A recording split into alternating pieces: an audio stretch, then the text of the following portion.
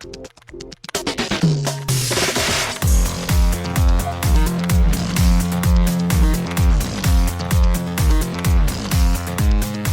and welcome to Too Fast, Too Forever. There's all kinds of family, we chose this one. This is episode 125, Resident Evil Retribution from 2012. I'm Joey Lewandowski. I'm Joe too, and this episode is brought to you by Keisha. GetKeisha.com. The only umbrella you'll never forget. It is 100% waterproof, 100% corrosion proof, and built with a perfect opening and closing mechanism. Go to GetKeisha.com to get your classic foldable black umbrella. Shout out Keisha and shout out to the Umbrella Corp, ? After the break, we'll be diving back into the Resident Evil world with, once again, I'm not going to save it as a surprise this time, once again, Cara Gael O'Regan joining us to talk about this movie that is coming up. She's like our Resident Evil historian. Or just Resident Evil expert, but like, evil expert, it doesn't play, like, it makes sense, but like, our Resident Evil historian. We need a realtor to be our residence evil. Ooh, I don't know. Old. You deem them evil. I don't know. But anyway, Joe, extracurricular activities, what have you been up to since we last recorded? What happened since we last recorded? We recorded Sunday. It was Labor Day. Did you do anything on Labor Day? Rachel and I just made burgers. We chilled. We didn't go to any boat conventions or anything like that. I didn't realize that was in Austin, so shout out Austin. There's a bunch of them. But, well, I know, but the one where the boat sank was in Austin. Yeah. No, so we stayed in. We made some burgers. What did we watch?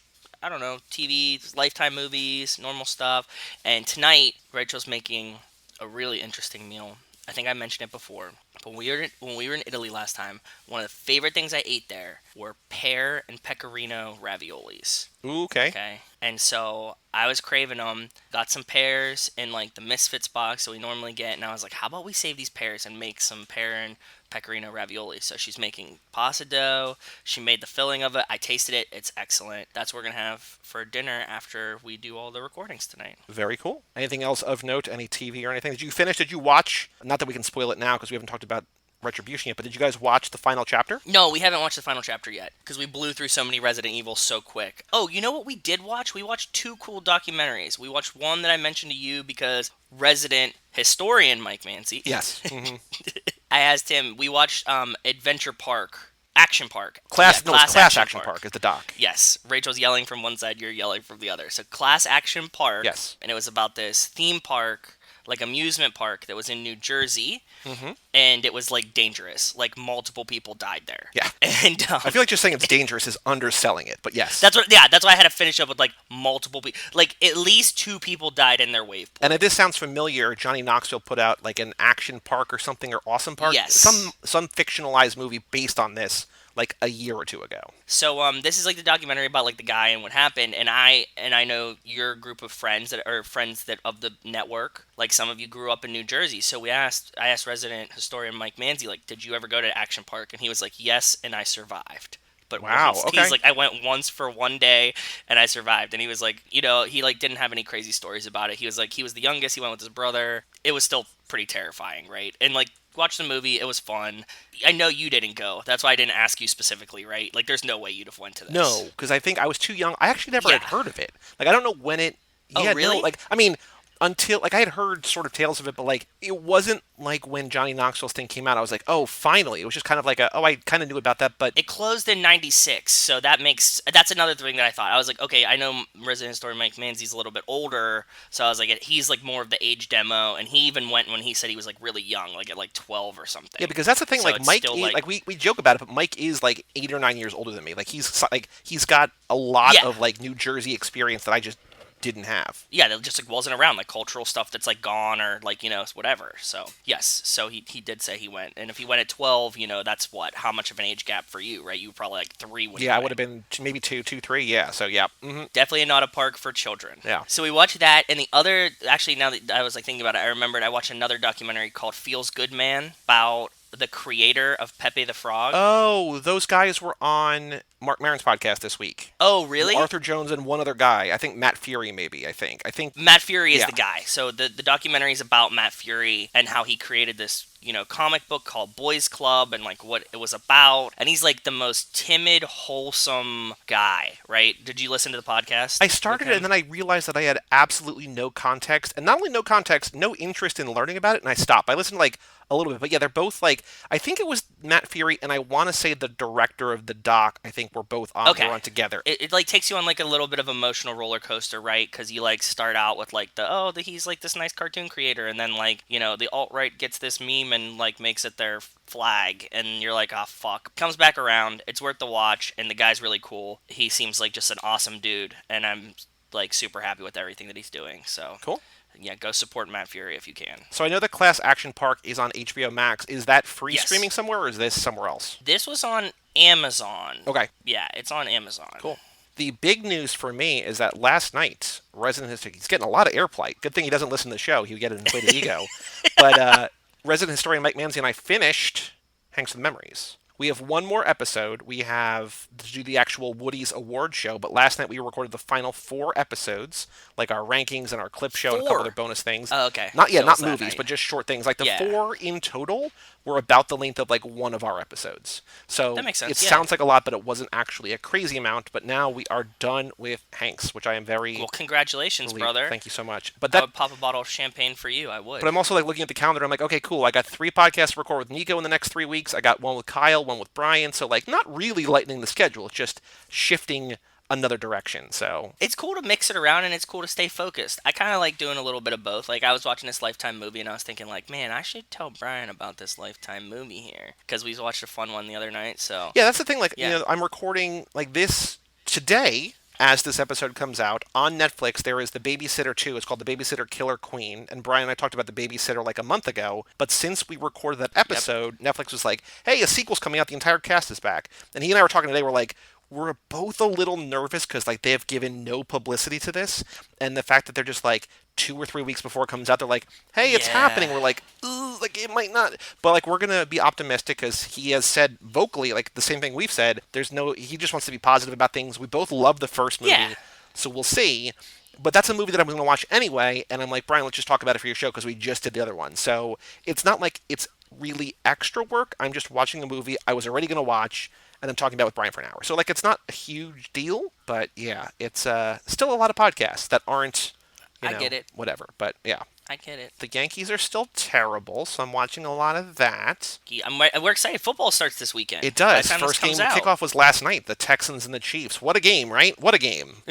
Yeah. Did you hear the Odell Beckham Jr. story? Yes, I don't want to. I don't want to say the details here. It is. If you want to look it up, yeah, go I'm look sure that up. Wells did. That's why I just wanted to like wink and laugh at him. Yes. With him. At him. Yes. But fantasy baseball this weekend is the end of the regular season. So as of after 6 weeks of 7, I'm in second place. So as long as I hold Nice. on over 2 other teams, I'm in the finals. So we will know next Good luck, episode. brother. Well, maybe not next episode. I don't know. Sometime next week we'll know for sure. Yeah, I'm excited. I'm nervous. It's Good. tense, but things are going well. And I'm trying to think if there's anything else. Nothing really else to report on yet. So no. Yeah. We're doing good. Joe, we have a Patreon page here on the show, Too Fast, TooForever.com. Shout out to Cassie Wilson, Jake Freer, Ben Milliman, Nick Burris, Alex Ellen, and Justin Kleiman, Brian Rodriguez of High School Slumber Party, Haley Gerbies, Wes Hampton, Christian Larson, Jerry Robinson, and Dan the Duke Hayden for supporting us at the $5 level Thank you, or guys. above. So to Seriously, everybody at the $10 level or above, I have about half of your picks for next year. We still have a few months, but I'm thinking, as I keep readjusting this lap schedule, I'm looking at what we're doing next lap, and we have about half the people have sent their things in, and half the people have not. So you still have plenty of time, but I want to just put an announcement out there in the world. If you support at the $10 a month or above, you get 1 pick per lap, and the pinned post, I believe, on the Patreon page is the lap themes for 8, 9, 10.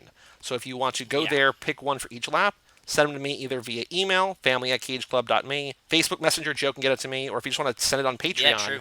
that works too. So We're so easy to contact. Trust me. too easy. Some say too Too easy. easy. Speaking of, email address family@cageclub.me. Joe, we've got 2 emails. They're both follow-ups to other recent emails we've read. Are they follow-ups to different fans, or are they follow-ups? No, to they're us from about the same previous- person. Okay, go ahead. Well, they're Continue. from different people, but they're from the person following up on a previous email they sent. Okay, cool. First from Justin Kleinman, subject line, ice in soda. Okay. Says, good thing I had those notes on that paper. I forgot about one. He says, I have no idea what you were talking about that caused me to write ice in soda. However, I guess my point of the note was to say that I never get ice in my sodas, or he says, or pops, as we say here in the Midwest. Pop.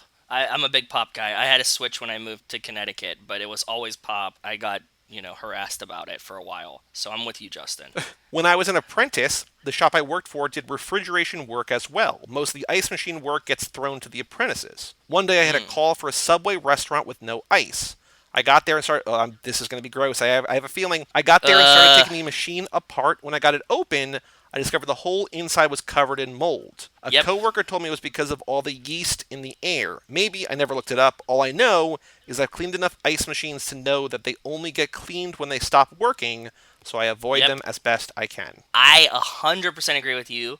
Ice machines really freak me out because we have like ice machines in the lab. Cold rooms in the lab freak me out. Those don't even have food in them and they get like weird molds and stuff like that. So I understand. I'll still get ice because I'm going to die anyways. But yes, I never want to look inside an ice machine. And I've also stopped going to one Wendy's because I suspect that their ice machine is just wrecked. Ooh, okay. Like, I got, like, close to the machine, and I was like, I'm not getting soda from this place, Rachel. And then we stopped going to that Wendy's. I was just like, I don't trust it. Like, I don't confirm it, but I just got a weird inkling. So I'm with you. The second email we have is from Emma Franklin. Subject line, a warm day in Arizona. Her last one was a cool day, so this is a warm day. Is it like 175 there? She says, I have air conditioning now, which is good because it's currently 113 outside. It's also 10 a.m. So I'm still melting, just not in my house. I'm just happy that my week without air conditioning happened during a week with temps below 110. I have no other updates, just thought you would like to know that I did not completely melt. Well, thank you, Emma. I'm glad you didn't melt. I'm so glad you didn't melt. That's horrifying to be on like 113. The thing I always think about is like, you have to start considering shit that like I don't consider. Like Rachel leaves like a chapstick in the car. If it's 113 in Arizona, you can't leave chapstick in the car. No. You have to start, like, considering, like, oh, is my trunk empty? Because, like, anything in there could, like, combust. I haven't lately because I haven't been buying water bottles, but I used to just keep a 24-pack of water bottles in my trunk, but then I would forget in the winter, and they would just be like a block of ice. And I'm like, well, I'm not going to bring a block of ice into my house, so I guess it's just going to be a block of ice in my trunk for the entire winter. Basically thaw in March, and they would be all soggy and weird. I'm like, well, time to throw it out, I guess. So it goes both ways in a way. Rachel was like big on drinking cans as mixers. I bought like a couple like 12 packs of like Diet Coke or something, and I had left them in the trunk, and it was like one of those like, New Englandy, like it's like March, so it's like, oh, like one day is like normal, and then the next day is like, -5 or whatever. Yep. And like it exploded in the trunk, and I was like, oh fuck. But what I did is I just like drove straight to the car wash, and I was like, Rachel, we need to go to the car wash like right now. You want to go swimming right now? Go swimming right now. I started like vacuuming it because it was still like ice, right? It was still like crystals, and it actually came out really nice. It like never got a chance to thaw. So good. Yeah, I was glad my reaction time was good enough to get there and clean it all out before it thawed and just made a puddle of blasted Coca-Cola everywhere. Yeah. That would be gross. Well, thank you both to Justin and to Emma for writing in. Thank Family you. at cageclub.me if you want to let us know about anything Fast and Furious related or not. Family at cageclub.me. Joe, on the streets, Fast and Furious news. Is there anything you have seen since we last recorded? Jason sent us a picture of Justin Lin going in to like work on the finishing touches of Fast 9 today. Cool. Very cool. See that? It was like him and his mask with his buddies, or like I guess, probably part of the team. Justin Lin goes in to like wrap up the touches on Fast 9. He's like standing under the poster pointing at it. It was really cool. It's on our Facebook page. I want to say that reminded me. So, did you see that thing from like a week or two ago? Tom Cruise going back to the movies? What? No. What is this? So he did this it was like a 45-second thing. Big movie, big screen. Loved it. And it's just him like driving by like a crowd, and like he's got a mask on, and like people are like, oh my god, it's Tom Cruise, and he's like, how do I know it's with mask? Like it's all like very like, I love Tom Cruise. He's also like incredibly dorky sometimes, but it's this whole thing about how like he went back to a theater and saw Tenet in theaters, and like big movie, big screen, love it. Just like, hey, we need to encourage people to go back to the movies. Let's have a big movie star do this thing. This week, Demi The Joey Bay, who wrote the 'Twas the Night Before Fast and Furious, which we read last December. But also every year does the 21st night of September, like that whole, like he does the viral video each year. He keeps making it bigger and bigger. He did a direct parody shot for shot of the Tom Cruise video, but him and his friend going to see it at a drive-in, and instead of like getting cheered by fans, they just roll down the window and these two women are like, "Fuck you, Demi," and then they just drive, and then they drive away. But people are like, the comments are a mixture of like, what is this? And then people are like, oh my god. Because, like, if you've never seen the Tom Cruise thing, you're like, this is the weirdest, dumbest thing. But if you saw this, like, hyper-staged Tom Cruise, like, oh, love Tenet, go back to the movies. Like, basically, hey, my movie comes out in 3 months. Get used to it now. Demi did, like, literally a shot-for-shot, just, like, filming the opening and the closing credits or whatever, and just him clapping from the car, though, instead of the theater. Like, it's so good. So if you want to find on YouTube Demi The Joey Bay, or just search Demi big movie big screen, loved it. Demi The Joey Bay posted on Monday, so it's so good. I'll share this with you. I love that 21st night of September video, and I'm glad that you just told me that, because now I'll remember it for this year. We're getting close. We're getting very close. He's done it like 4 years in a row, and it just gets weirder and bigger. And like, even though we're in quarantine, I'm expecting the biggest one yet, same. and it's great. So if you don't know Demi The Joey Bay, I think we talked about him a little bit when we did 'Twas the Night Before Fast and Furious, but look him up. He's very funny. He also does the Will Smith style closing credit raps, like for Arrival and all their best pictures and stuff like that. Is there any other news that you've seen? Because I don't think we've really talked about news. I just kind of transcended from that. But... No, I hope that Justin Lin going back to the thing means that they're going to start like rolling out promo, because we're getting close if they keep the April date, right? Like, well, so here's the weird thing. Actually related is that Wonder Woman might get bumped again, which in turn would bump Dune. Dune is supposed to come out, the remake, the reboot, the Denis Villeneuve Dune. He's the guy who made Blade Runner 2049. Yeah. He's remaking Dune based on the book, the movie that David Lynch made in the 80s that people didn't really like. That's supposed to come out like Christmas week. But Wonder Woman might get bumped, and that might bump Dune to next year, which is fine because I'm not going to go see it in theaters this year anyway. Yeah. But Dune's first trailer dropped today, and we're like 3 months out. So, like, I think just marketing in general is like, people don't want to spend money. I don't know that we're going to get a Fast and Furious trailer maybe until like possibly January or February. Like, it might not happen for a long time. They like, we might still be done, dude, because like they were doing the promo run already. Oh, but it's done. But it's also like they don't need to drum up marketing. Yep, I get it. Exactly, because like, unless they're like, hey, it's going to be on VOD like Black Friday or something, right? Like, unless they do something radically different to the release schedule, they don't need to like get people excited, because like they're just going to push it in, March. So yeah, that makes sense. I get it. It was crazy to me that I'm like, we're like kind of close to the release, and we haven't had any. Like, we've had images about Dune, but no trailers until today. Yeah. So I don't know. Yeah. I found one thing that is sort of kind of related. It caught my eye. Dwayne "The Rock" Johnson thanks New Jersey Fire Department with a gift. What did he get him? So just after announcing that he had been diagnosed and beat COVID, The Rock delivered a shout-out to New Jersey. He recently thanked the Ridgefield Fire Department's Engine Company No. 2 with pairs of his Project Rock Under Armour sneakers. The actor, who's a 1990 graduate of Freedom High School, which I think is in Pennsylvania maybe, posted a video to Instagram Sunday showing the firefighters receiving the gift by way of Under Armour and the First Responders Children's Foundation, blah, blah, blah, blah, blah. He just says, during these tough times, you've protected our families, our loved ones, and our communities. As a small mahalo to all that you do, for all that you do. From myself and Under Armour, here in my newly released Project Rock PR3s. I don't know why. They didn't like save him or anything. But cool, anyways, no. I'm down. It came up on the Dwayne Rock or The Rock President or something, so I don't know why, but it is what it is. So shout out The Rock. Man, I like firefighters. They don't bother me any. They're fine. I think that's all the news for today. So, Joe, the Ana Lucia Cortez, Letizia Ortiz Lost for a Minute, Season 2, Episode 11, The Hunting Party.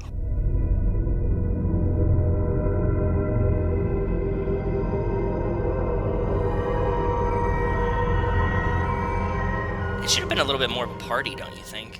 Well, you were right last time because they were going for Walt, but it's like, they're not really going for Walt. They're going after Michael. Yes. Yeah, because Michael's like, I'm going to go get Walt, knocks Locke out, shoves Jack in the thing, locks him in there, in like the armory of the sunken place. The hatch. That's the word I was looking for. Yep. And then he runs away like, I'm going to go get my son. Jack's like, no, I can't not be the star of this show. I have to go stop him from trying to rescue his own son and bring him back for no reason. That I'm glad that Locke pointed this out in the middle of the thing. He like gets there and he's like, what if Michael doesn't want to come back? And he's like, oh, he's coming back. And he's like, well, but you're not helping him go to find his son either, so what the fuck is wrong with you? Well, so Jack has a savior complex and a messiah complex and daddy issues and all sorts of everything, and so in this episode, we see in the flashbacks, so this is a Jack episode. I was like, well, brace yourself, it's a Jack episode. But it's not a bad No, it's Jack a good episode. one. It's kind of It's a just good one. the surgery he used to save his wife's mobility, Yes. to restore her mobility, is basically the exact surgery that this old French dude needs. Or some, Italian. I some think he's Italian. guy, Italian dude. He and his attractive daughter come to America. They're like, you did the surgery once, do it again. He's like, it was a miracle surgery. She's like, then give me a miracle.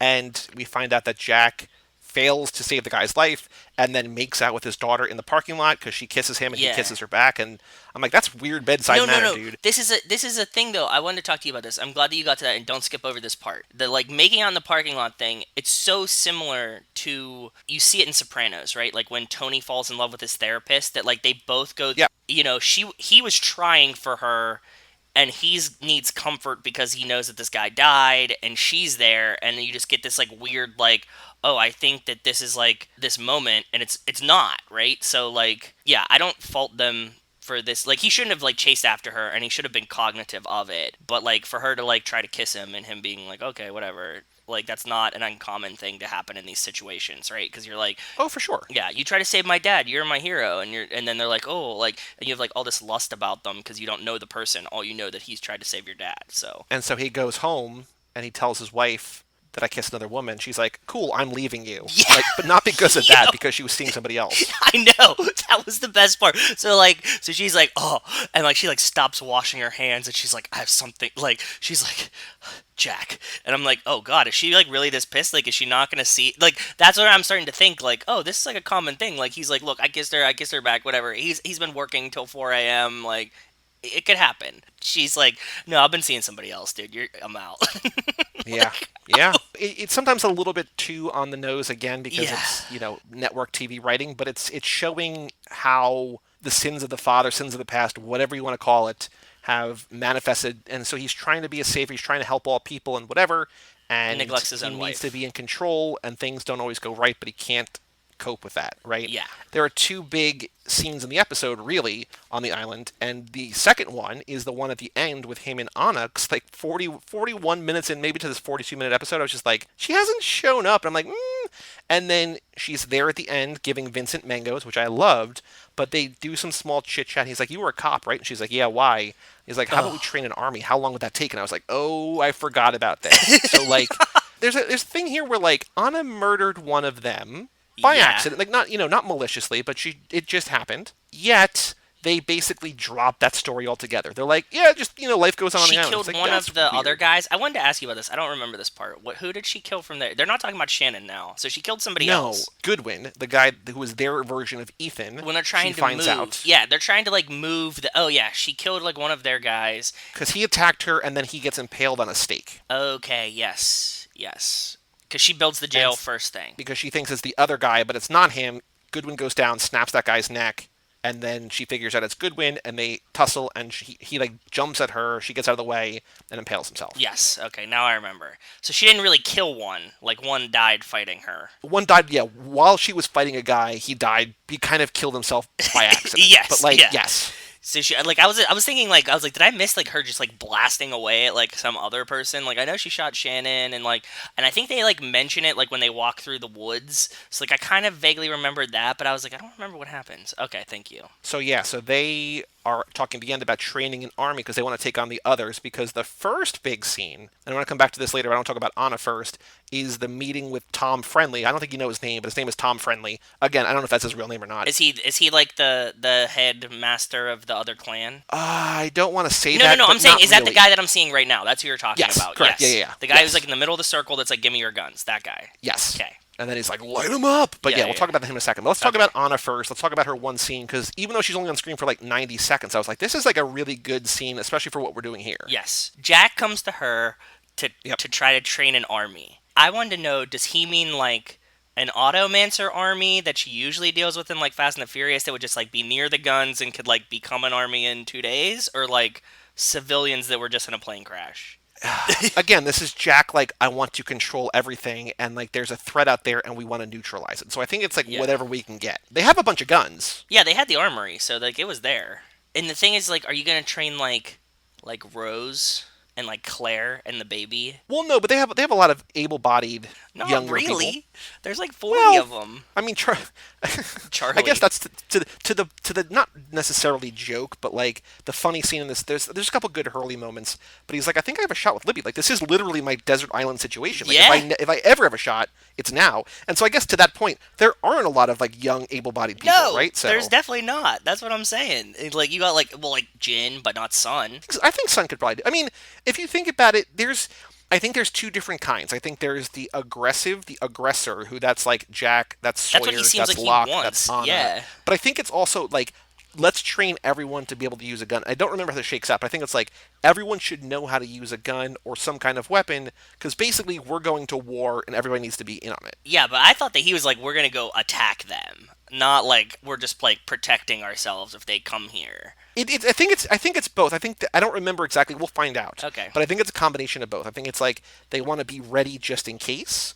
But I also think because I mean, not necessarily having an army means you're going to go attack someone, but it's like, hey, we might be attacked. Fair, I guess. If you have an army, you're gonna use it. I mean, especially if you're Jack, right? Yeah, So. especially if you're Jack. Also, can we talk about how fucking annoying Kate was in this episode again? Jack's just like, stay here. And she's like, no, I want to be one of the guys. And he's like, just stay here. And she's like, I'm going to come along. And he's like, no, just look. Like, we have to go find him. Like, I can't, like, watch you dicking around while we're doing this. She's like, I'm a tracker now. And he's like, stop it. Just stay here. And then, like, obviously she gets caught. And they're like, they have to trade 6 guns to get her back. And you're like, you dumbass. Like, I wouldn't have talked to her either. She's so frustrating. She's like, sorry, didn't mean to run away with you. Well, she's the same thing as Jack. That's why they like get along so well and also like are so against each other because they both think that they are qualified for everything.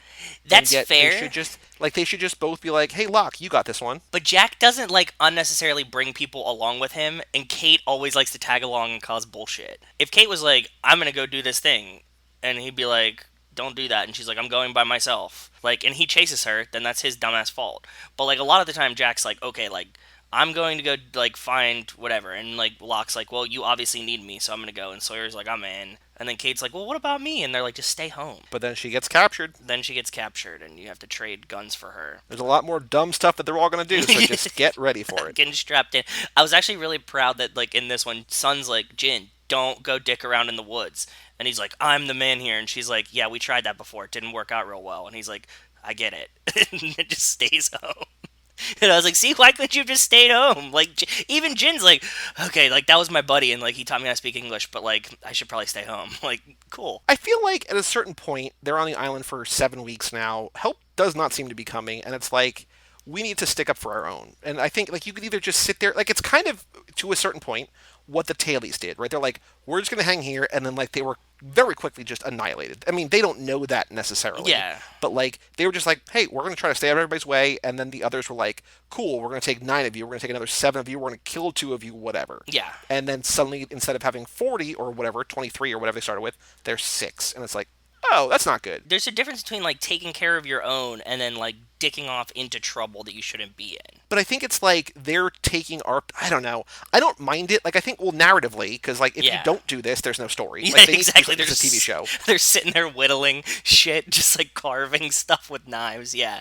Right. Like there's a reason why we could catch up on the 40 days for the tailies in 40 minutes because it's like they didn't do a whole hell of a lot. It's just like, yeah, they just sat around, right? Yep. Narratively, they need to do something, but I also think that they're succeeding and thriving and whatever because they're being aggressive, because people like Locke are going out into the woods to hunt boar, and Kate is going out into the woods to find mangoes, and they're trying to not only survive, but kind of to a certain extent thrive on the island. Yeah, but everybody has their own role. If Kate wants to go, like, track something, go track something. She's not the one that should be, like, trying to rescue other people. Like, just know your place in the society. Like, you're rebuilding the society. Sun is very content, like, planting. That's what she's good at. That's what she likes to do. Jin is fishing. That's what he's good at. That's what he liked to do. But it's also a different personality type. Yeah. And you just don't like that Kate is Kate. That's very. I mean, like, no. Like, she's too much of a, like. I mean, don't get me wrong. I don't like Kate either. she's too much like of a liability to me, right? Like I'd be like, "Oh god, you're so frustrating. Like just go dick off and do whatever you want, and that's fine, but like I'm not worrying about you anymore because you just like want to go dick off and do whatever you want. So do it." But like her whole life, we've seen her whole life like just always in trouble in one way or the other, right? So Yeah, so but go do that in the forest by yourself. Like if you want to get captured, go get captured. Fine. well, she did. I mean, that's exactly what happened. She got captured. So No, but she was like, "I was trying to help," and you're like, "No, don't say that. Just say like you just wanted to go get captured because you just couldn't fucking sit still for a minute and just stay here." Yes, I agree. Anyway, Sorry. yeah, the other big scene is him with MC Gainey with Tom Friendly, and that's just like a sense of the like we don't know the details. But we said to see the size of the scope, like the breadth of what they're facing, and he's Jack basically thinks he's calling a bluff, and There's MC a ton Gainey's of like, people. oh no, Yeah. there's we're not bluffing. No. And yeah, So that I'm really excited about that because now we have like another group, and also they're like confrontational. Like the tailies, we knew that they were the tailies, right? So like they were eventually Yep. gonna like merge because like there has to be some kind of relationship there. But like the others, I don't know where the fuck they're from. I don't know what they're trying to do, and they seem aggressive right now, so that's good. I like the positioning that we're putting the story in right now, so I'm happy about that. The others are fascinating. I don't remember at what point we really merge with the other, not really merge with the others, but like where we learn about the others. Because like Start right to, now like, they're just like overlap story wise. yeah, because they're like a nameless sort of Yes. Yeah. enemy, nameless, faceless enemy. Yes. But eventually we learn more about them. I'm sure. I want to say it's a little bit more this season and then a lot of next season, I think, but I don't remember. I remember how season 3 starts, and so that's kind of a hint at like where it's kind of going, but I don't remember how much it happens in any of, you know what I mean? So Yeah, makes sense. we joked about, and I also pointed it out in Girl Fight, that Nico was talking about, mi hermano, my brother. Yes. I got kind of like an English version here where I know it's different, but like just Jack asking Sawyer if he feels okay. He's like, feeling nauseated? Sick? It's like, basically, are you feeling sick? Sick? It's Yeah, like, well, he did. yeah. He did it. My doctor, It's, my that's, doctor. that's a my brother situation. It's just like a No, it was like English. a my doctor situation. Like if you didn't Yeah, know my it, doctor, my patient. Yeah, my doctor, my patient. Yeah. Science word, practical word. Yeah, exactly. But like nauseated is not like a $2 word or whatever that phrase is, right? Like people know what it means. I think to a certain extent, like what Nico was pointing out, that not only is it not racially insensitive, but just like racially oblivious maybe, but it's also just like not great writing. So And we always talk about like respect your audience a little bit more. Like don't write all this shit that's like for the dumbest possible audience. In this regard, in that sense, I would say maybe it's just like, hey, Jack is thinking Sawyer's a dumbass. He's not going to know what nauseated means. Maybe Sawyer's not dumb. He's just like yeah. But like maybe that's what he's doing. I don't know. Maybe. And Sawyer, because Sawyer could just be like, I know what nauseated means, jackass, right? So actually, you know what? He's done that a bunch in the show before, so maybe, yeah, you're right. Any other thoughts about the hunting party? No, I'm excited to see where the next one goes now that we know that these other people exist, and I want to see like a long training montage where like Michelle Rodriguez is just like on the beach, just like stripping guns down and reassembling them like with the team, and like Claire and the baby.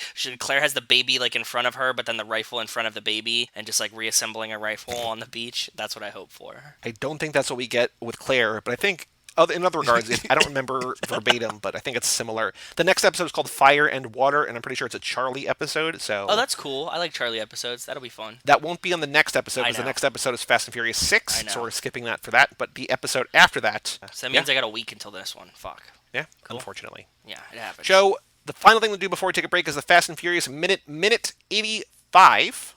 A minute I called Pull Back for Letty.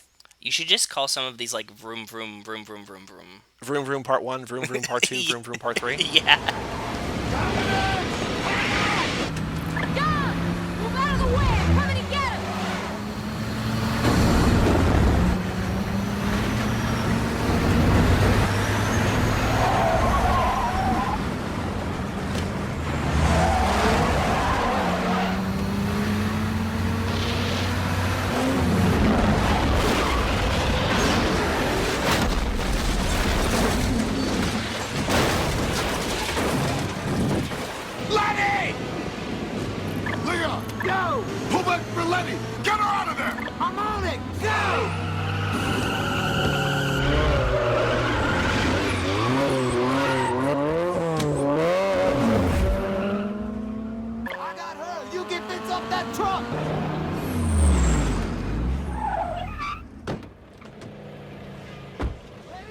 So in this minute, Vince continues to dangle off the side of the truck, because that's just where he's been for the last 3 minutes. Yep. Letty pulls up alongside the truck and drives under it. Classic. Letty's car and the truck collide, sending her flying and tumbling off the road. Leon pulls a 180 to help Letty, while Dom continues to follow the truck for Vince. Leon pulls over to the side of the road and runs to Letty's overturned car.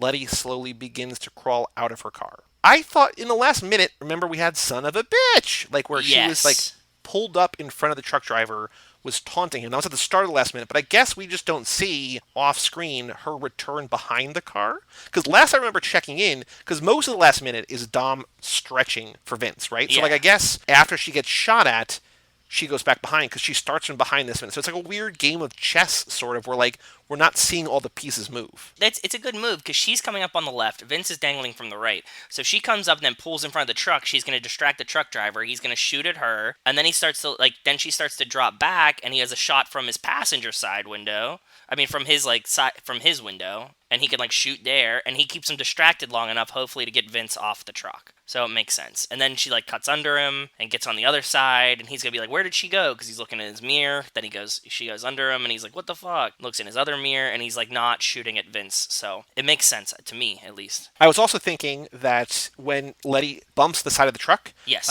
and then goes flying, I was thinking about Fast and Furious Crossroads, takedown. Good job, truck driver, you got one.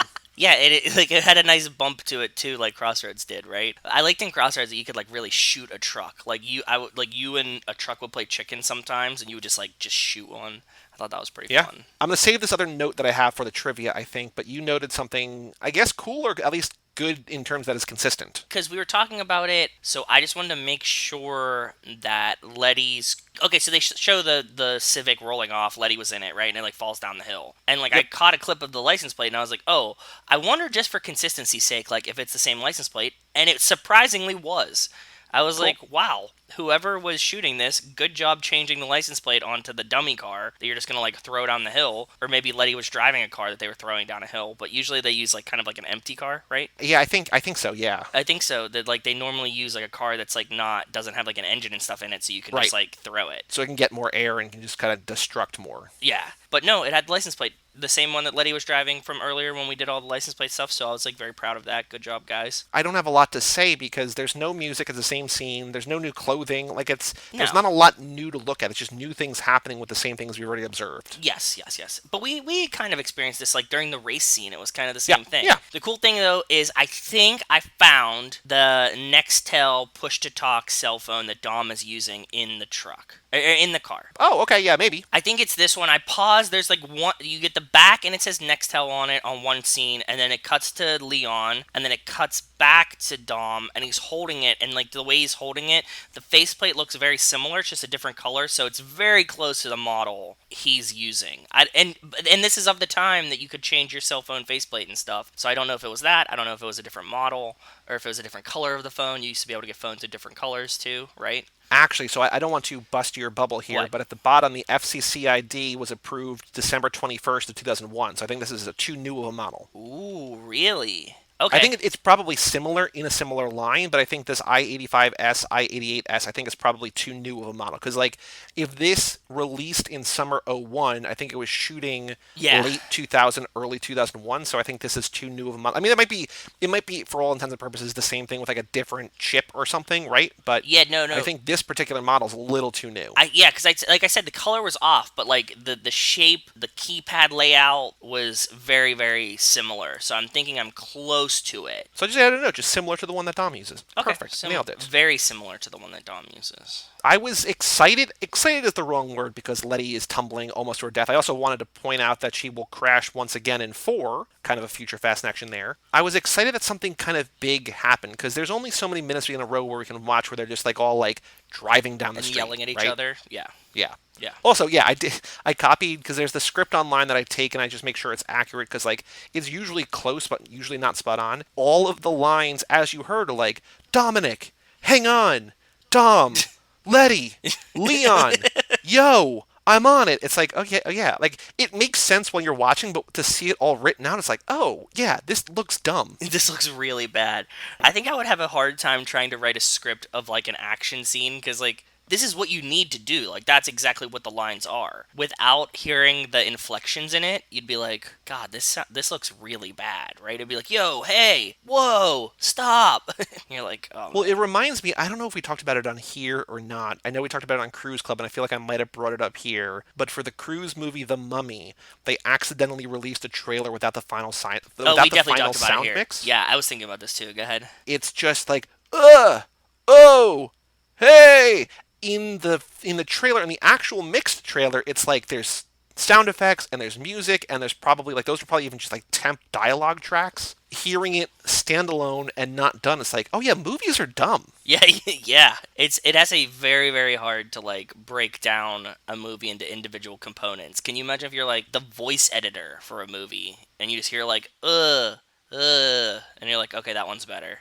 Like there's the new show on HBO, Lovecraft Country. In this 4th episode, the 3 main leads encountered a supernatural being. I won't be like that's just kind of what the show is about, but like they see something weird. But I'm thinking about how like they're acting against nothing, like probably a tennis ball or something. Yep. And they're all like terrified out of their minds. But I just in my head in that moment, I'm like, oh no, there's nothing there. Like they're just like acting terrified in front of nothing. Like they're not seeing what they're actually seeing. They're just seeing a ball on a stick that like is where they're going to model the creature later. So I'm just like, oh yeah, no, acting is dumb. Yeah, not all the time, but yeah. Any other thoughts before I don't know if you looked at my trivia question, but No, what is it? I was a little surprised when Dom tells Leon, go get Letty, go help Letty, I'm going to get Vince. He's like, got it. That Leon just like does like a hard right into the shoulder to turn around. I was expecting kind of like a flashier, because like so many people in these movies pop an e-brake, pull a 180 and just go the other way. But he just like yanks the steering wheel hard to the right and turns around. I was like, oh,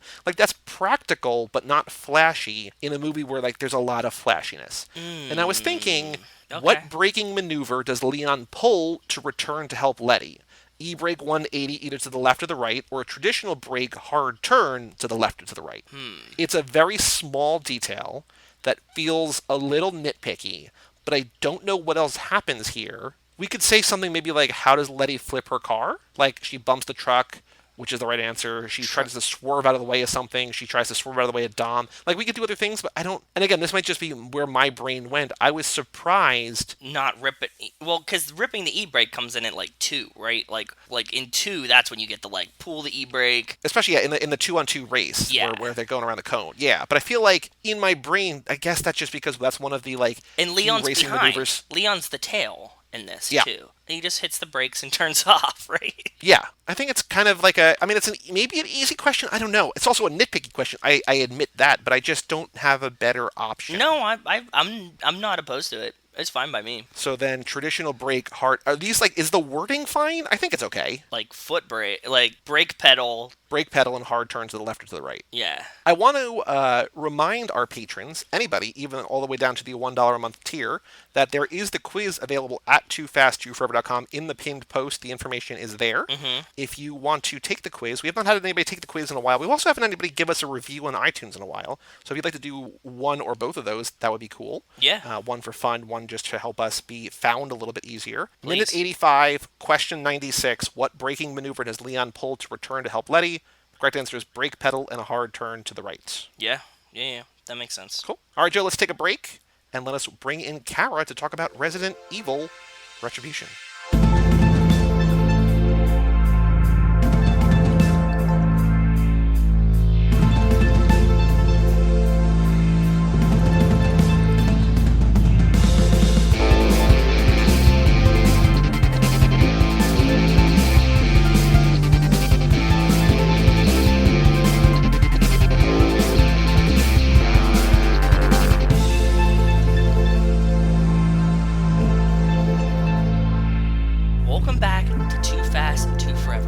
Episode number 125, Resident Evil Retribution.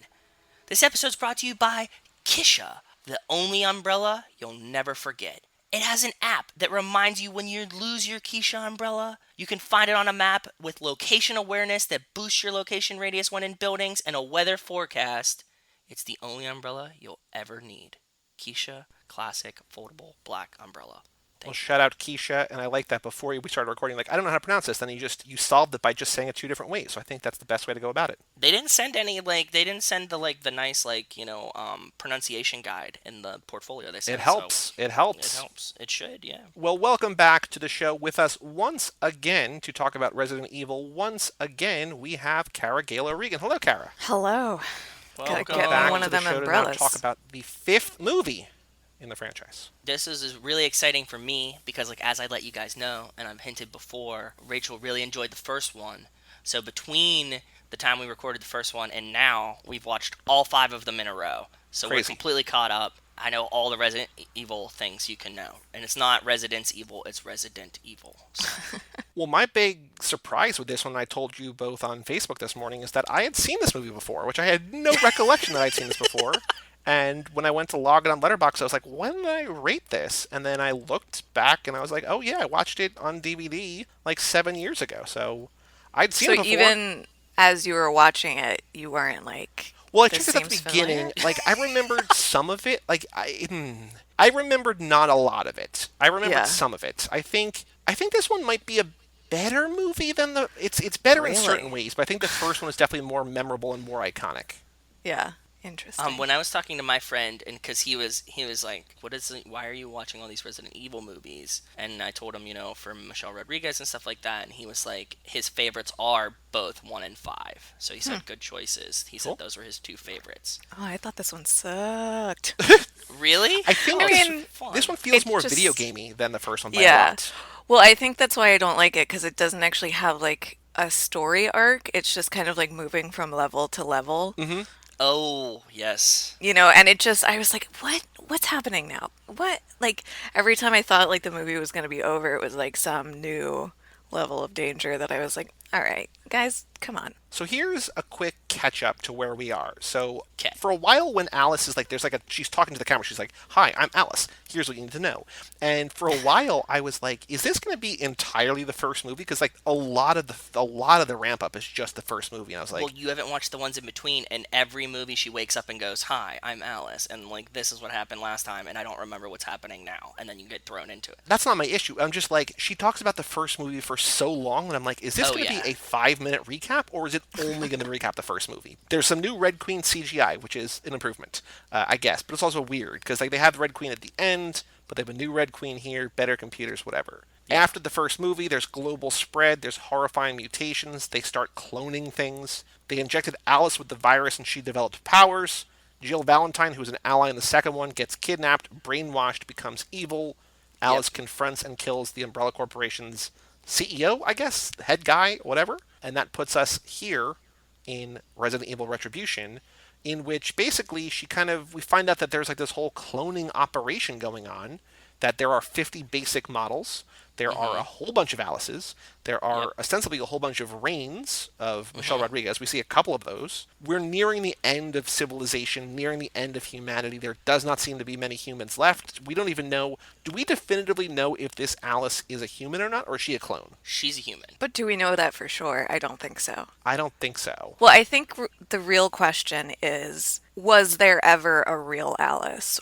Or True. Where did this DNA come from? Like, was there ever, like, an original Alice? What are the odds that that one's still alive? Fairly low. From there, which Alice is this? Like, is she still, like, a prototype? Or is this one of the advanced models? Or Basic model.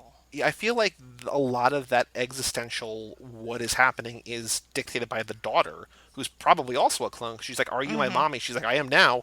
But like, She's when they definitely a clone. go to the cloning facility, I think the movie leads you to believe that this is authentic, real Alice, because like she's Project Alice, like she's like the badass one. And then like you see a whole bunch of Project Alices, you're like, oh wait, maybe not. I don't know if it's exactly the movie that gets this across or just the script and like the trivia that I read about it. But basically, this explains why everyone is so loyal, and why everyone is so loyal to Umbrella is because they are all bred that way. Because they're all clones.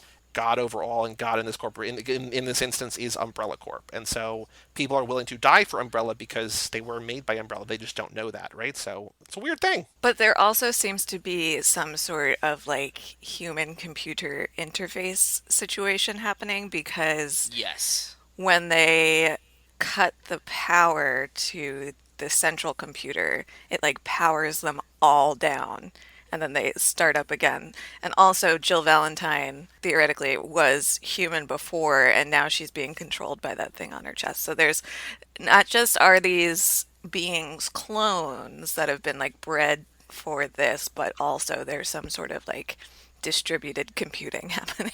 Yeah. And mind control that like goes into your chest with a spider. Yeah, and so I guess the big thing to say in this, the reason we're covering this now, is now we know how Michelle Rodriguez is back. Now, Joe, when you had watched 2, 3, and 4, which we did not talk about, did Yeah. you have any inkling of like knowing how she would return? Because it feels like, and I might be wrong, but I think that they had sort of hinted at cloning or even explicitly done cloning in previous movies. Did you know that? Did you figure? Did you guess? Because you said maybe a flashback, maybe a prequel, something. But did you have any idea when you started this movie that you were going to get a clone or clones of Letty? No, I kind of let my brain run free on these. So they talked about cloning, and I was like, yeah, but like, was she cloned before the outbreak? So that would have had to been how. So I was still thinking it might have been like a prequel. And then I was thinking like, in some of the other ones, they have like the like antivirus virus complicator thing that like makes them like superhuman. So I thought she was just gonna be like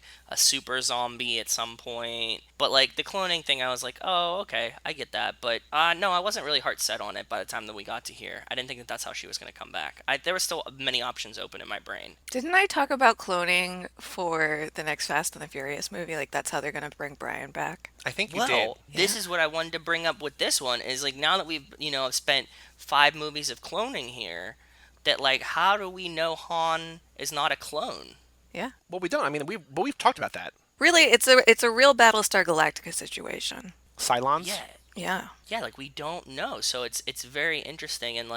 And Han is back, right? And we saw Han die, and we already like reanimated Letty through racing memory. So I mean, maybe Han is a clone. Well, I we've would talked hope about that that's it. multiple times. We talked about that, like, is he the same? Is he different? Is he rebuilt by Etion? Yes. Is he a clone? Is he the same? I was always thinking like the Etion, like is he like half robot thing, not like if he was like actually a clone, right? Like that. Now when I saw this, that they're like just do we have a factory that we're just making hundreds of Hans that hang from the ceiling? I don't know. Well, I think to Kara's point, like, and I do remember talking about that with her, like, there's not a lot of crazier, sort of more sci-fi ways that we could go, and I feel like cloning and space and time travel, right? Those are kind of the Yes, three big yes. ones. So, Yeah. Yep. But also like Etion being this like biotech operation, like it's just a natural progression into cloning from like what they're already doing. Yeah, like cyborgs, and then also just like full clones. Exactly. So in this movie, we have 2 Michelles Rodriguez. We were supposed to have a third as well. She was, aside from her good and evil version, she played a zombie doppelganger. Umbrella apparently tests every clone in different levels, but this scene was cut. So there's probably zombie versions of all of them, but there's going to be a zombie Letty too, like, I guess, full out, as opposed to just at the end of the first movie where we get her for like 15 seconds, right? But she plays good Rain and bad Rain, and good Rain is like so wildly off, like out of character and like against type in every way Michelle Rodriguez is, that like it felt so refreshing, and I just And it wish felt we got so- more of that. Yeah, and it felt really on purpose. I thought there was more of that. Like I thought that I had seen this before, and then when I was watching it, like certain parts of it felt really familiar, but I'm not sure if it was because I had actually seen this one or if they just have borrowed so much from other movies. Yes. Because I feel like that the whole suburban thing is very Dawn of the Dead remake. Like I wouldn't be surprised if they like shot it in the same house. It had like the exact same feel. So I don't know. I thought that Michelle Rodriguez was in this movie a lot more. That like good Rain character seems very deliberate. Like they've taken like everything, like not just her character from the previous movies, but also like Michelle Rodriguez and like the Yep. characters that she plays. Yes. And they were like, what if we put She you in drives a stilettos Prius. and you drive a Prius? That has leaves Exactly. all over it, and you're hanging a dream catcher from your rearview mirror. She's like, I marched against the NRA, and bumper stickers, and she's got a bike to the back, right? Like it's basically like this is the future that liberals want, like that meme from a couple years ago. What is the most frustrating thing in the world to me in this movie, especially for what we're doing here, is that all of the IMDb trivia, like multiple times, people again. I don't know why Wes can't get something on there when like there's the rewording of other trivia, but like throughout the IMDb trivia, there's like there are no flashbacks in this movie. This is the first Resident Evil movie without flashbacks.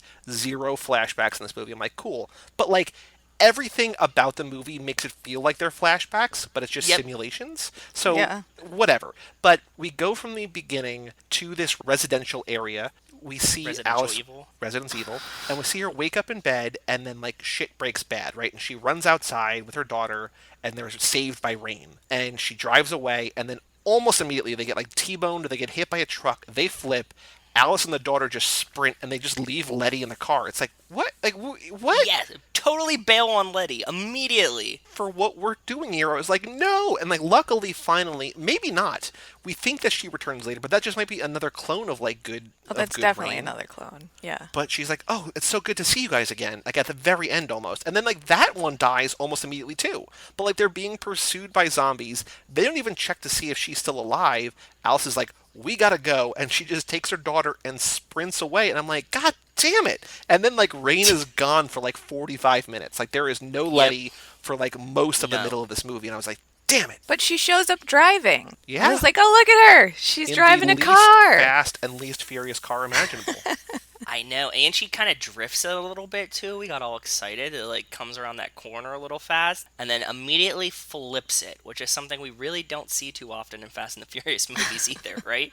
Like the main characters never really flip a car. Actually, like not many cars get flipped. Han. The flip car does flip a couple cars, but it's like nobody like of importance, right? It's always like civilians get flipped or like shot out of the way. What I think was really funny when I was watching this is like if I had remembered that I had seen the movie, or B, like the plot of this movie, I think it would have been really funny. I'm like, if like Cara and I like gaslit you last episode. We're like, oh yeah, she's in tons of the movie, and then like she shows up and dies immediately, and then just doesn't return. It's like, well, God, like what'd you guys do to me? But like, she comes back. But like, there's a while where you're like, is that all we're gonna get from her? Because like, it feels like for a while, maybe that's all we're gonna get from her. And she's like still an auxiliary character. Like even in this, like she's not like a main character. They somehow downgraded her role from the first one, and she's like more popular and famous now. Well, I think just because the world got bigger, right? And this is what I don't like about sci-fi franchises and like sci-fi shows often, is because like the mythology gets so big that what I like about the first installment, usually like the small nature of it,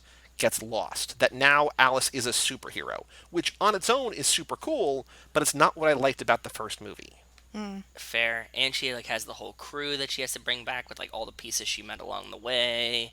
So you have like more people to share screen time with, like we always talk about with the Fast and Furious. I just wanted more Letty in it. That's all I was hoping for. I wish they hadn't cut out that third character of hers. Yeah. Like the super zombie or whatever it was. Like, I would have liked to see more of her. That's all. What about this did you specifically not like, Cara? I know you said it just kind of feels like going from level to level, but did you watch any of the other ones this week in between, or did you just watch 1 and 5? Like, what about this was just like kind of disappointing in retrospect? Yeah, I did only do 1 and 5, which I think was the mistake. You need to ramp up, like get that nice slow burn going. Yeah. I also take umbrage with the costumes in this. I think they're terrible. I am mad at her shoes. All the buckles. Well, they have her dressed up like a fetish doll for some reason. Yes, even Michelle Rodriguez says it to her, right? Does she? Okay. Yeah, she's like, what kind of this S&M kind of get up you got on here? When Good Rain comes back, she says, what's this place? Why is everything in Russian? What's with the S&M getup? She's just like, I don't understand anything that's going on. Why do you look the way you do? It's so impractical. And I have questions about, like, why this outfit? Because every movie she has a different outfit, and all of the outfits up to now are, like, incredibly practical. But those are outfits that, like, she's put together mostly, whereas this is something that's just presented to her. And I'm wondering, like, did they put those in her, in those shoes to make her more easily preyed upon? Like, that's the only thing that makes sense to me. Well, that's why women wear high heels. I don't know if you know that. Like, historically, it makes us easier to catch. I'm not joking. I wish I was. It's still so funny. I wonder about that, but I just, you can do so much with a jumpsuit, and the jumpsuits in this are just bad. Like, the thing that Jill Valentine's wearing, so unflattering.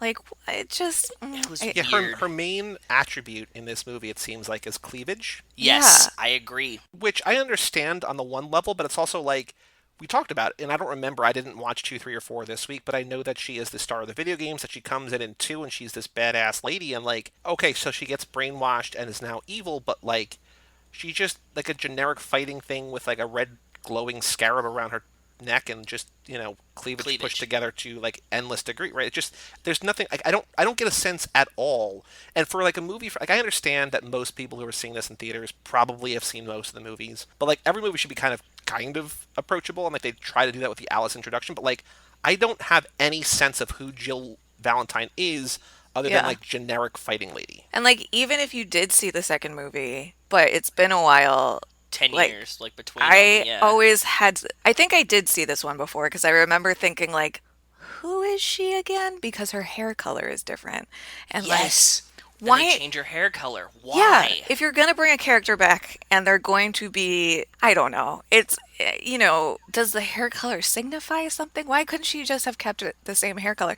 It's not like when she went evil, she got a dye job. And if we're not reminded that she's evil, there's that giant red beacon on her chest that is being exposed. I suspect that that has some sort of technology that holds your boobs up so that you don't have to wear a bra under that like latex jumpsuit. So what you're saying is that it's multi-purpose. Multi-purpose, yeah. It's function over form.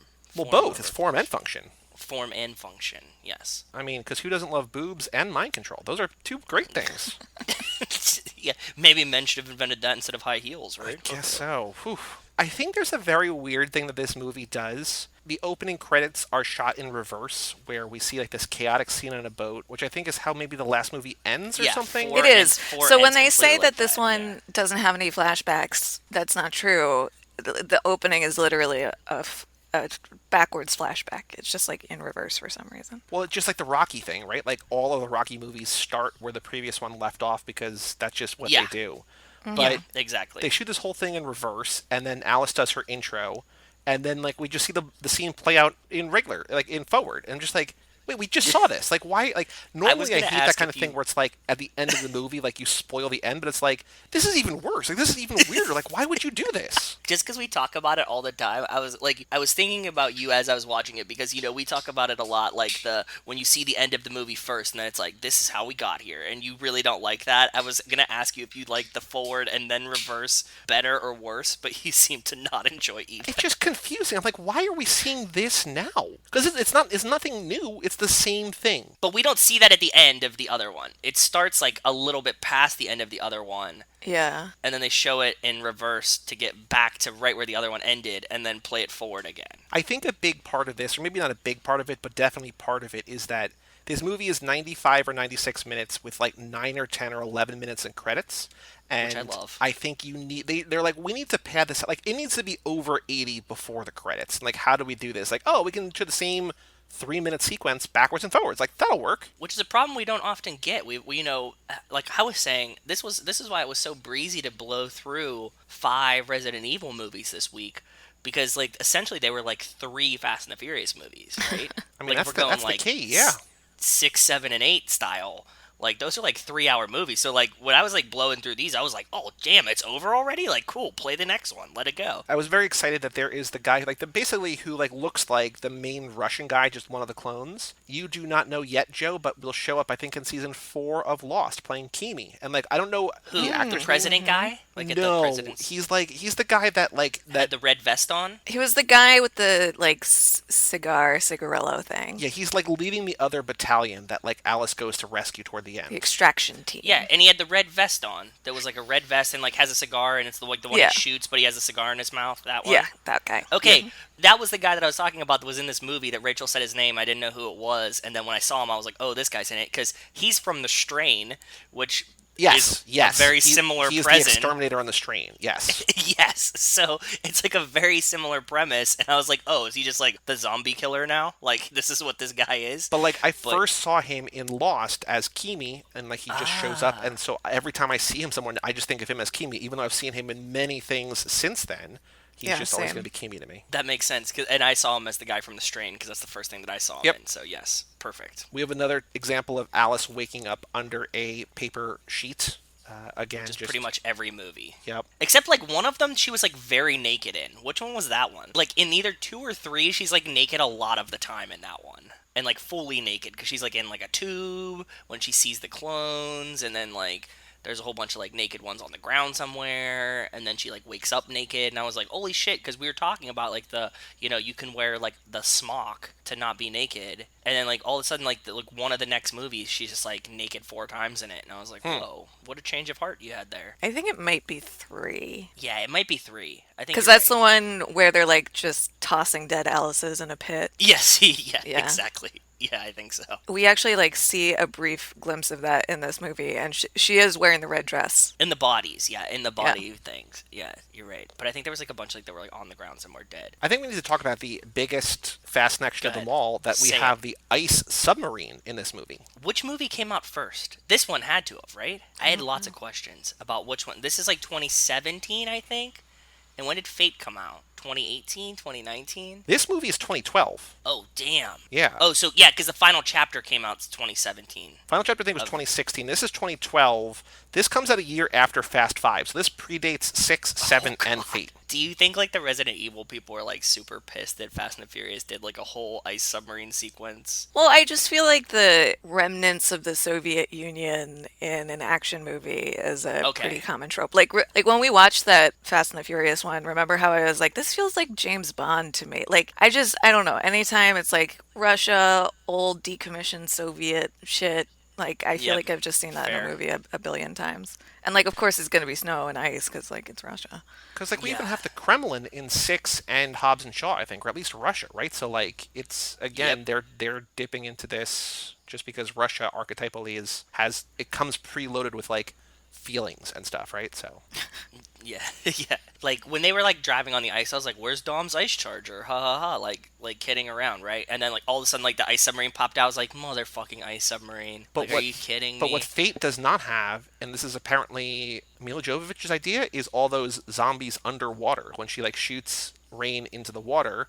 and just falls down, Mila the actress had the idea to like, oh, let's add some zombies under the water.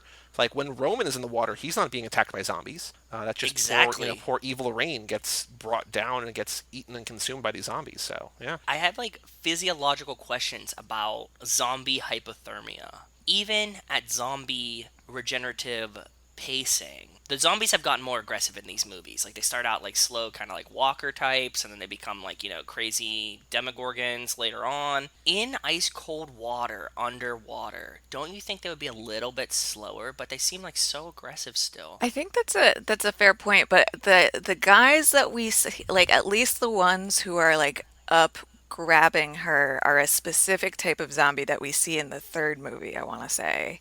The ones in Vegas that are like super Oh, duper fast. So I yeah, yeah, yeah, think yeah. because of their accelerated speed, even slowed down by ice cold water, they would still be moving quite vigorously. There is Does something that sound in right? this world called like Las Plagas or something, which I guess is Las Plagas. which I think is maybe what Vegas became, but it's also like the type. It's what Rain injects into herself at the Yes. end. So we have Yeah. blue for the virus, green for the antivirus, and scorpion for the plague, I guess, where she like Well, injects so herself this to like one's give her actually superpowers.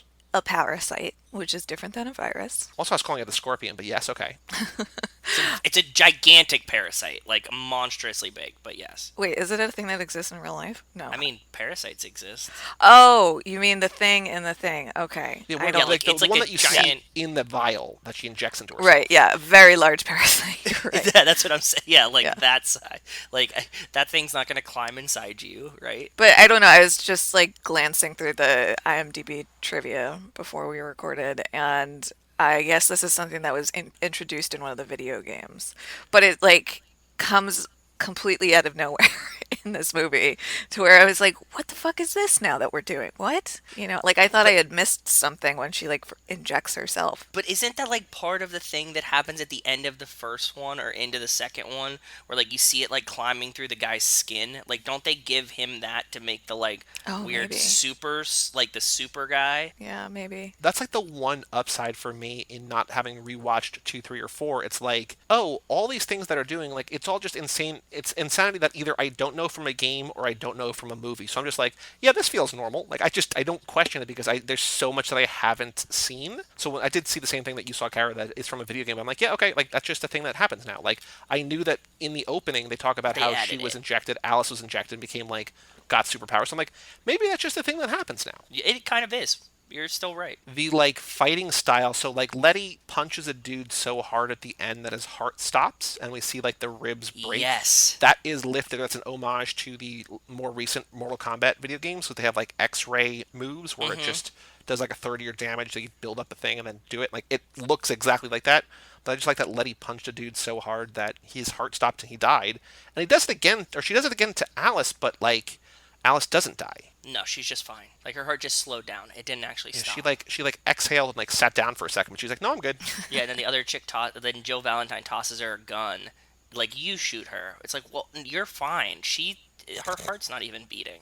I was wondering why we never see broken bones or the X-ray bone breaks in Fast and the Furious, because I think it would be like a nice thing to see. And I really think we only see a broken bone when like when Hobbs breaks his arm and like flexes out of the cast. I think it's because it's PG-13 versus R. This movie was rated R. Oh yeah, Oh, all see, these I are. never pay attention to ratings, and you're right. Like, I don't even think about them. Like, just because, like, the way life exists for me now, you know, you have all this streaming stuff, and, like, it doesn't tell you the rating when you're watching it. So, like, I totally even forget that there are ratings. Yeah, but ratings are nonsensical anyway, so Sure. I don't even know why I'm gonna bother asking this question. But like, are the consequences of violence worse for children to see than just the violence itself? Like, That's a you know what I philosophical mean? question. Like, Yes, what I do you agree. mean injuries make it a rated R movie? That's insane. Yeah, because, like, you know, in the MCU, we could just blow up an entire city, and, like, that's fine. Well, Right. it's the insanity of like you can shoot people in the head on like Marvel's Agents of Shield on at 9 o'clock on ABC, but if you show blood, then it's TVMA and you can't do it, right? Like it's the same if there's no blood versus blood. Like I think the rule of thumb just broadly, at least in this regard, is like if there's a zombie movie, like most are just rated R because I think the idea, like it's just the terror and the violence inherent in that trope is more geared toward R than PG-13, but I agree, it's dumb. It's dumb. It's undeniably dumb. Yeah, I don't understand rating systems at all. And, like, I'm glad that, like, I don't have to deal with this. And I'm glad that, like this is something I haven't thought about in years, so Yeah. fuck that. We just have such a strange and broken relationship with violence in this country. That's so true. I don't get it. And, like, you only get one fuck, but, like, you can't. Like broadcast is different, but like on cable, you can show or say or do whatever you want. People just don't for advertising sake. So like I think we just need to like rein certain things in maybe, not making no pun on Letty's name in this movie. We need to do, like, reverse boycotting. South Park said shit on TV 100 times. Like, who was advertising during that? And be like, thank you. That's what I wanted, guys. Keep up the good work. And just, like, do some proud moments for those people. Well, I mean FX did that. FX has changed that. Like I remember the first episode of Louie, they pitched to FX why you had to say, would you I know that you would fuck a fat girl, but would you date one? Like it was like basically like you can't say like the point of the scene. My face right now. You have no idea what face I'm making right now. I can imagine. Separating him from it, like that show broke boundaries in terms of like allowing certain things on FX, and now FX just like whatever language you want to say, they just say it. It's changed the culture. Like now they have different advertisers. So That's awesome. It was important in like shifting the conversation, shifting the culture to get back to the whole broader thing about how the MPAA and everything is just dumb. Sucks. Thanks a lot, Tipper Gore. She invented parental advisory stickers on CDs. And Any other thoughts about Resident Evil Retribution? We have two Letty deaths. She dies from slash wounds from a monster, and then she dies to ice zombies, but so kind of two unceremonious deaths here. But anything else about this movie before some trivia and some games? I feel like there's a lot less to say about this one than the first one. one, they describe Letty, like, when she, like, meets back up with her, and she's, like, sitting outside the house, like, ready to just, like, blow up the house because she's there. She's like, you're all heart. And I was like, ooh, I like that. You know, like, that was a little, like, Fast and Furious Letty moment. And then, like, how, like, the stereotype that Russians are rich and tacky is very interesting to me. That she finds, like, a Rolls Royce Phantom with spinners. And they're like, "Where'd you find this at?" She's like, "It is Russia." And you're like, "Ha ha ha!" And they all kind of chuckle about it. And I was like, "How do we get away with that one? Like, that's kind of interesting, but like, it's pretty funny." And the last thing, a fast connection that I had is that you see it kind of in the beginning of this one, and you also see it at like the end of.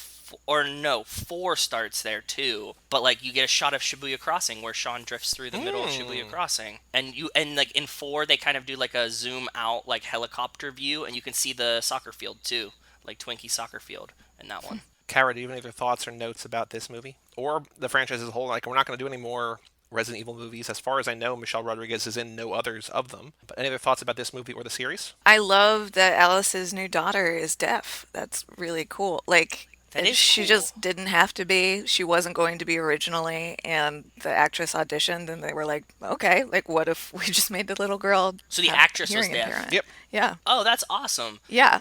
Which is That's like a really cool. huge problem in movies where like Yeah. you'll have disabled characters almost always played by able-bodied people. So Yep. it's cool not just to see the representation, but the fact that it's authentic, and not just the fact that she's deaf, but that she actually uses sign language, because in hearing people throughout history have tried to eradicate sign language, which has been Ooh. really extremely harmful for the deaf community.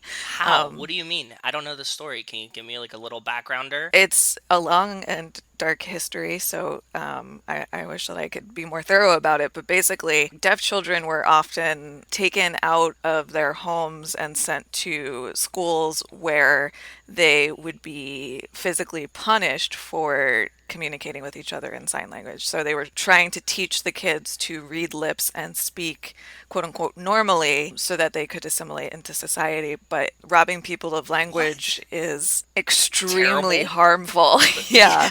Deeply, deeply harmful, deeply abusive, and deaf culture is incredible. It's rich. ASL is its own language. It's not just a Yep. dialect of English, it's its own thing. So when you take that away from people, just as, colonizers have taken it away from indigenous people around the world, like this is a real crime against humanity. So anytime I see authentically deaf people or hard of hearing people using sign language on screen, it just always feels like such a win, because like how often do you see that in something that isn't a projection of the miracle worker? You know what I mean? Yeah. The only other thing I want to say about this movie is that apparently the idea of clones might have come from a Michelle Rodriguez offhanded statement, maybe in the commentary for the first movie. She talks about how it would be cool to bring Colin Salmon back as a clone. And so maybe they were introduced into the franchise because of Michelle Rodriguez, which I think is very fitting. That is interesting. There's not a ton. I mean, there's a lot of trivia about this, but a lot of it is stemming from the video game and stuff like that. So Makes sense. yeah. All right. Do you want to watch the trailer? Yeah, send it, send it, send it, send did it. before. This one was very clearly made for a 3D theater experience. Oh, With, yeah. Like the axes coming at you and stuff like that, to the point where Rachel was like, "Oh, this one must have been in 3D." Like as we were watching it, I was like, "Oh, I forgot." Yeah. Which is fitting because the YouTube link from Sony Pictures Entertainment is called Resident Evil Retribution 3D official trailer in theaters 9/14. So Yes. Yeah. Day before Maria's birthday. That's cool. very cool. Whenever you're ready, give me a countdown, bud. Cara, are you ready? Yep. Cool. All right. 3, 2, 1, play. Let's see what we got here. Oh, Suburbia. What a fake out. Come on, babe. Rise and shine. I was really thinking we were going to do like another timeline or something. That's what we thought when it first started. Rachel and I thought it was a different timeline. Perfect family. I mean, it is. They wanted to kind shoot of. this, I think, back to back with the final chapter, and then that didn't work logistically. But it kind of does feel like, in a way, the beginning of the end, sort of. So I think another timeline could have been an interesting way. Yeah. I like that she's still like an agent. Like she has like all of her skills immediately again, though. That's pretty cool. Well, because it's inherent in her DNA, right? Yeah. Because she's a clone, so she. And apparently so is sign language, because the fetish doll Alice starts signing immediately. And like, Yes, I know. I was gonna wonder if she knew sign language or not, but yes, she does. What the hell is going on here? We have you under all. There you go. There's your get up. They use Oh, we do get the laser grid again in this. I think, Carrie, you're saying it's in every movie or whatever, a lot of the movies, but yeah. I think it's kind of like a flashback to the first one, but it's being used. laser grid is back, against the me. waffle grid. Yeah, it kind of forces her out of it in this one. We've taken over New York, Moscow. And also, we did not mention that I like the emergence of Evil Rain just sitting on a swing set with the big rifle in her arms. True. I'm gonna kill you. Good luck. You'll need it. You'll need it. Uh-oh. See, then we have, like, this is a better CGI version of the one from the first one. Uh-huh. Umbrella's more powerful than ever. Do they all feel like remixes of the first one, or not really? Because this kind of felt like a remix of the first one. No. No, some of them feel like they're their own thing for sure. What do you think, Cara? They feel different? I mean, they all are, to a certain extent, remixes of the first one, but I think some of them feel more like that than others. Yeah. I do like her short hair in this one, like just the bob. She has a bob in the one before this too. I think you like the practicality of it, right? Like, Yeah. Well, I mean, true practicality would be slightly longer so she can put it back, but I'll let this slide. Okay. In 3D. In September IMAX 3D. 2012. Cool. I can't believe that was 2012. That's a lot further back than I thought it came out. Well, if you think, I mean, it's the fifth one in the franchise. The first one came out in 2002, so every 2-3 years. It tracks, sort of, right? I mean, that's kind of, the fifth Fast and Furious came out in 2011, the year before, so kind of on the same-ish pace. But, I mean, we hit the NOS on them, right? Because we're getting Fast and Furious is, like, every 2 years with the other one in between, so it's going to be, like, every year, but that's, like, a Marvel adaptation. Because until Hobbs and Shaw, it was 3 years, 3 years, 2 years, 2 years, 2 years, 2 years, 2 years. Would have been 2 years. Yeah, so it's a lot, but it's not crazy, I don't think. Makes sense. Yeah. The Letterboxd game. So for reference sake, once again, Mad Max Fury Road, the most logged movie, or one of the most logged movies on Letterboxd, has been seen by 630,000 people. 630,000. 630. Resident Evil Retribution from 2012, directed by Paul W.S. Anderson, starring Mila Jovovich, Sienna Guillory, who is Jill Valentine, Michelle Rodriguez, and Ariana Engineer, the daughter, has been seen by how many people? Joe? A little bit newer, like pretty newish. Would you like to be reminded of how many the first one was seen by, or no? No, it was like 30 to 40,000, maybe in the low 40s if I remember. Don't tell me if I'm right or not. That was my guess. Let's see. This one kind of newer, but it's the fifth one. I'm gonna go 28,000. Cara? I feel like the first one was seen by way more people than that. You are right. The first one was seen by 107,000. Yeah. Oh, Jesus. Okay. I'm going to go 42. So, Joe, you said 28. Cara said 42. You're both too low. All right. Even more. Okay. 75. Yeah, my first thought was like 80. Now you're both too high. Bring it down one more time. Somewhere in between. 56,000. 67. 52,951. 52,951. So about half.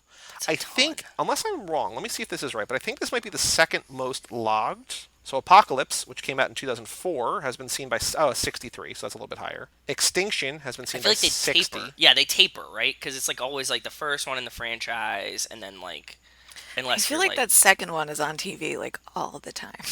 Really.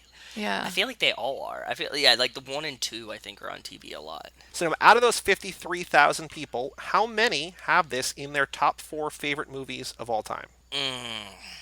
I'm gonna go like 25.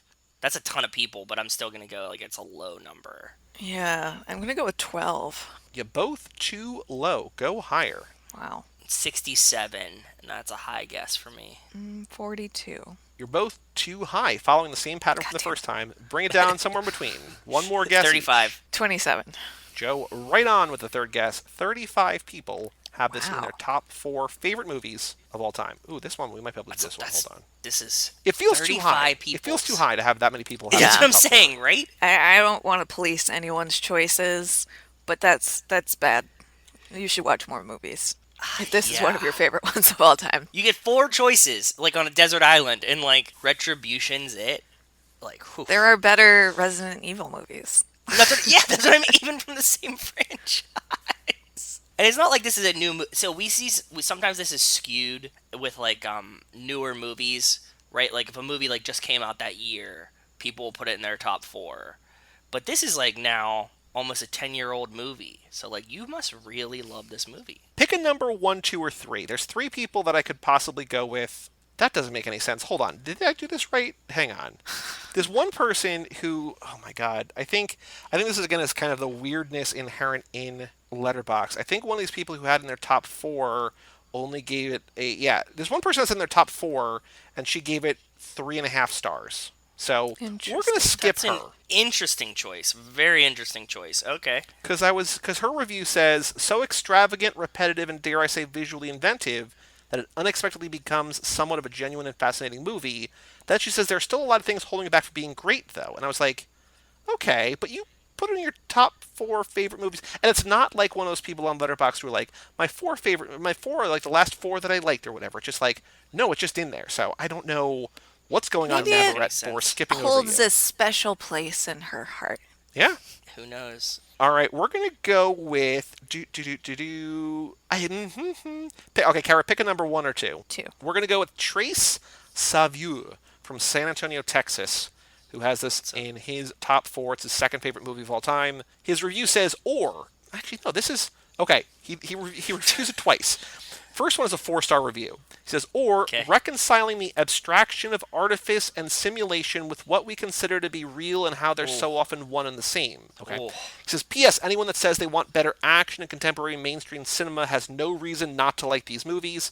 Anderson not only creates electric, vivid action sequences, he specifically makes them as visually cohesive as possible to ensure you can see everything happening in them. 4 stars. Then 2 years later, just this summer, just 1 week ago, Trace said, what to say except that this movie kicks a whole bunch of ass, ...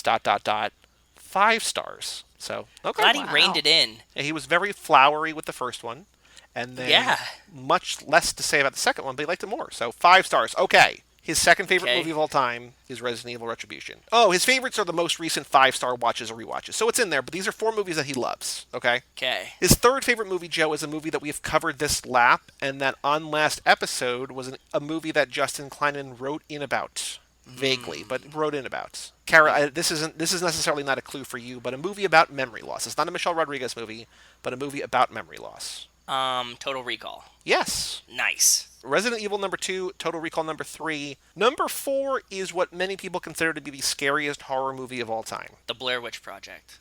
No. Much older. Do I get to guess? Yeah, of course. Yeah, of course. You always get to guess. Oh, okay. The Exorcist. Correct. Number 4 is The Exorcist. There you go. And then number 1 is a movie, I think, written and directed by... Let me make sure if this is right or not. Hold on. Directed by and written by... Yep.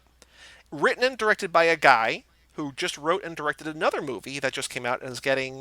It's a movie that I've been very much looking forward to and I talked about. So again, this is kind of a hint for Joe. Tenet? No. This is not the new movie. This is an older movie. But the guy who wrote and directed this movie from about a decade ago, which was covered by the Hoff Bros over on PS I Love Hoffman, because he is the star of this movie. But the guy who wrote and directed this movie wrote and directed a new movie that just came out this weekend. Oh, I know. Go for it. What's the movie that came out this weekend, Cara? God, what's it called? It has a long title.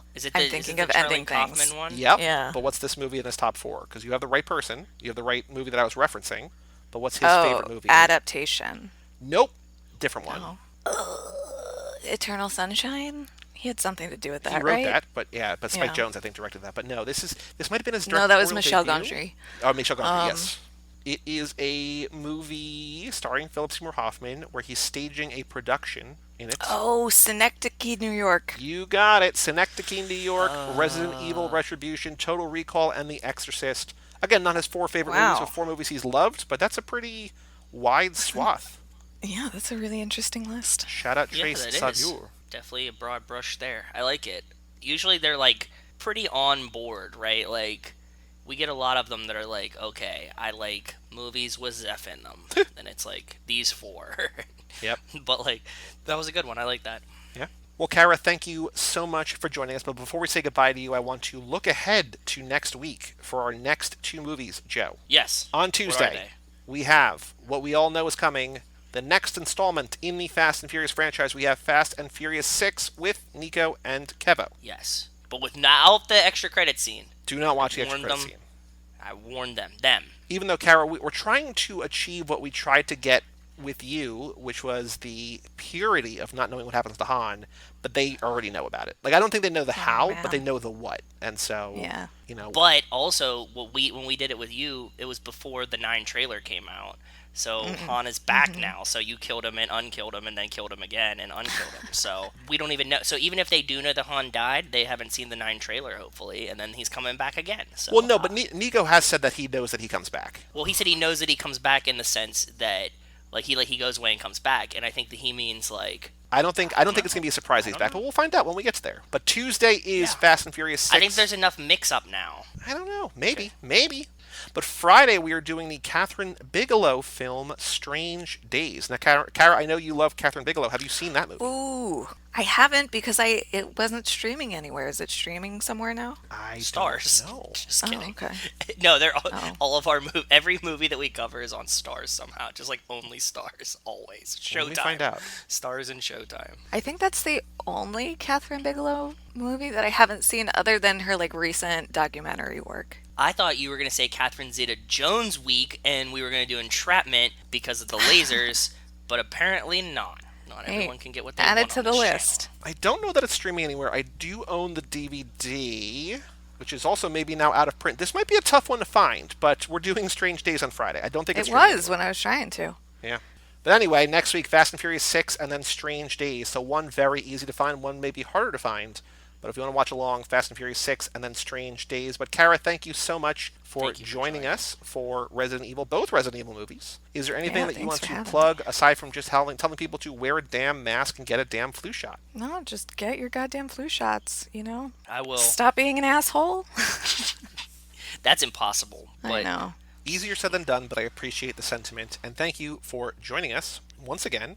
He'll be back at some point. Who knows when? For F9, probably. For sure. I have a vision that we're going to do like F9 like 8 times in a row, so that everybody can do like. So Joe and I can do ours. Then Mike can do his. Then you can do yours. Then Nico and Kevo can do theirs. And that I just like we have so many people who like are going to have done a full lap with us by that point. However it comes out in April, that I want to make sure that everybody gets their shake. So if nothing else, we'll be on sometime around April-ish to talk about F9. But thank you for joining us for these last 2 episodes. Sort of surprise guest, but sort of not surprise guest. So thank you. Yeah, thanks for having me. Thanks for sharing Resident Evil with us. We enjoyed all 5 of them. Oh, I'm so glad. It was a fun weekend for sure. I wish that we could have had time to talk about the Mad Max, the third one. Third one was good. Yeah, I enjoyed it. The Mad Max vibes were real.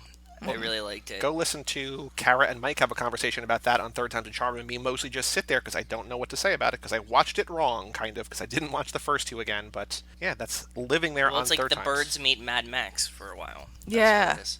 Yeah, it's just And Ashanti is there. yeah, you're right. And Ashanti is there. I totally already forgot that she was in one of those. We'll do the car version of Resident Evil eventually in modern car movies, and you can come back for that. For all things Too Fast, Too Forever, you can go to cageclub.me, facebook.com/TooFast2Forever, or at TooFast2Forever on Twitter and Instagram. Email us, family@cageclub.me. Check out our Patreon page at TooFast2Forever.com. Come back next week for Fast and Furious 6 and Strange Days. I'm Joey Lewandowski. I'm Joe too. And that was Cara Gael O'Regan, and we'll tell you all about it See